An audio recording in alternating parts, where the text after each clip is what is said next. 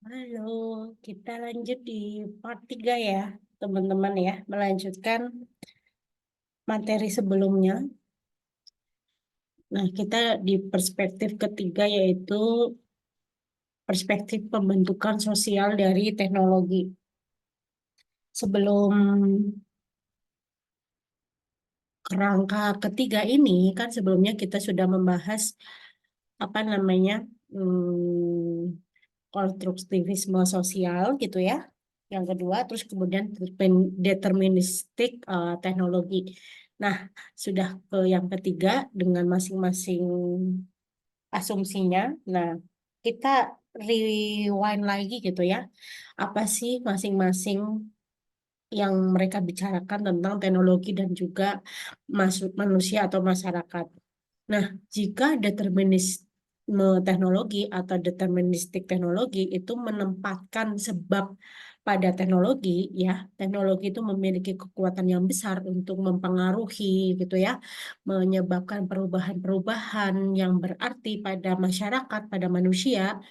Nah, kalau konstruktivisme sosial itu melihatnya itu kebalikannya, melihat sebabnya itu pada manusia. Nah, yang ketiga yaitu perspektif pembentukan sosial pembentukan sosial dari teknologi ini atau disebut sebagai perspektif pembentukan sosial itu justru berada di tengah-tengahnya gitu ya, menekankan jalan tengah antara kutub dari kutub deterministik teknologi dan juga kutub konstruktivisme sosial.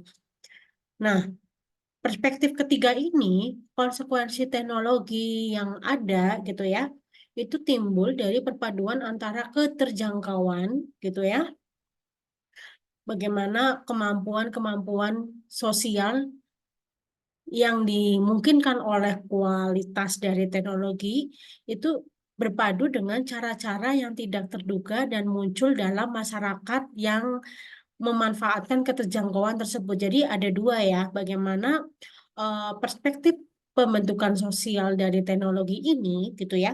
Ini jalan tengah antara deterministik teknologi dan juga konstruktivisme sosial. Ada perpaduan antara keterjangkauan ya.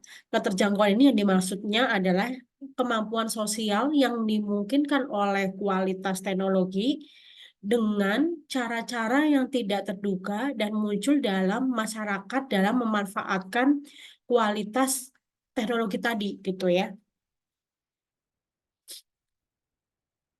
Nah, manusia, teknologi, institusi, semuanya itu punya kekuatan untuk mempengaruhi perkembangan dan penggunaan teknologi-teknologi selanjutnya.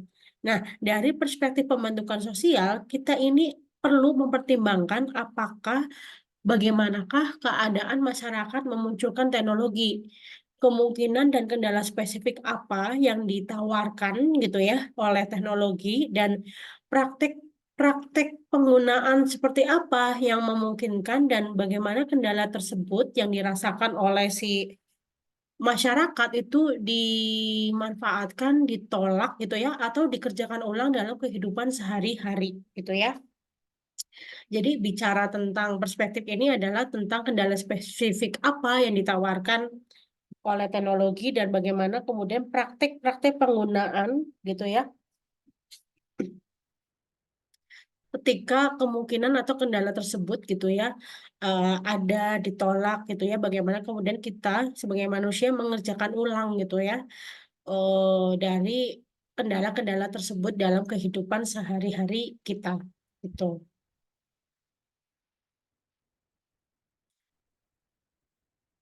Nah, kajian media dan teknologi gitu ya yang ada di Inggris dan Norwegia pada tahun 90-an itu kemudian mengembangkan pendekatan domestikasi gitu ya. Pengembangan pengembangan berupa pendekatan domestikasi ini berkaitan dengan teknologi bagaimana kemudian terus berlanjut ketika pembentukan sosial dan teknologi itu sudah tidak ada lagi. Nah, pendekatan ini itu sejalan dengan pembentukan sosial ya yang memandang teknologi dan masyarakat itu sebagai pengaruh dalam konsekuensi media baru.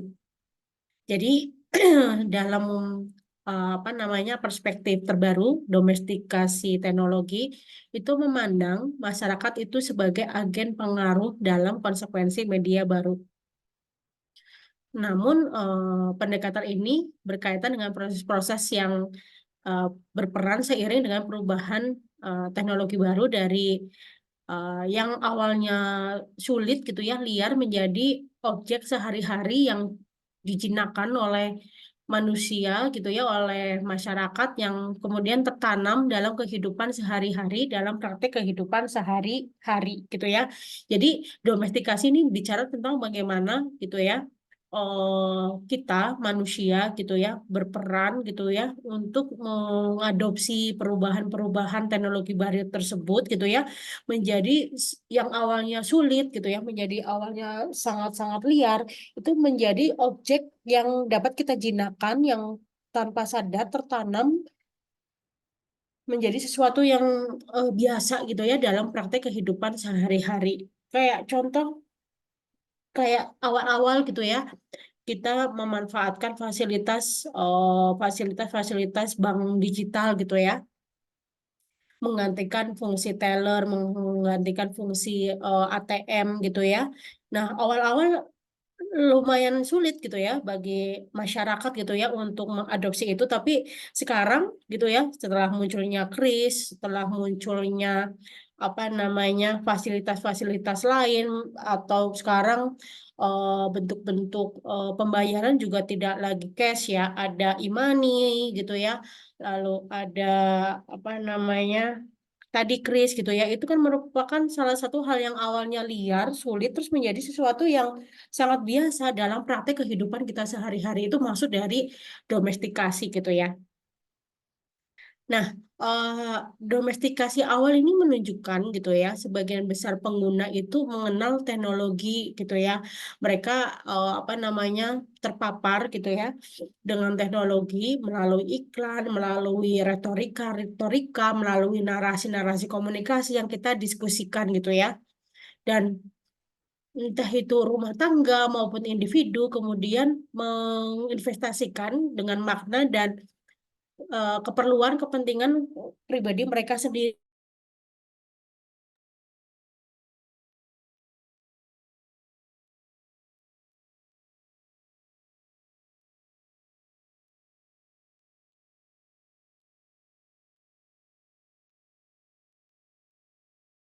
Jadi domestikasi itu tidak hanya terjadi di masyarakat, tapi pada level rumah tangga ataupun individu gitu ya, dalam interaksi sehari-hari juga gitu ya di situ. Nah, ketika teknologi atau media baru diintegrasikan gitu ya ke dalam kehidupan sehari-hari, teknologi itu dipandang itu menawarkan perpaduan dampak positif dan juga negatif gitu. Nah, kalau perspektif Sintopian gitu ya, itu memandang teknologi baru itu sebagai hal yang memungkinkan dan melumpuhkan secara bersamaan.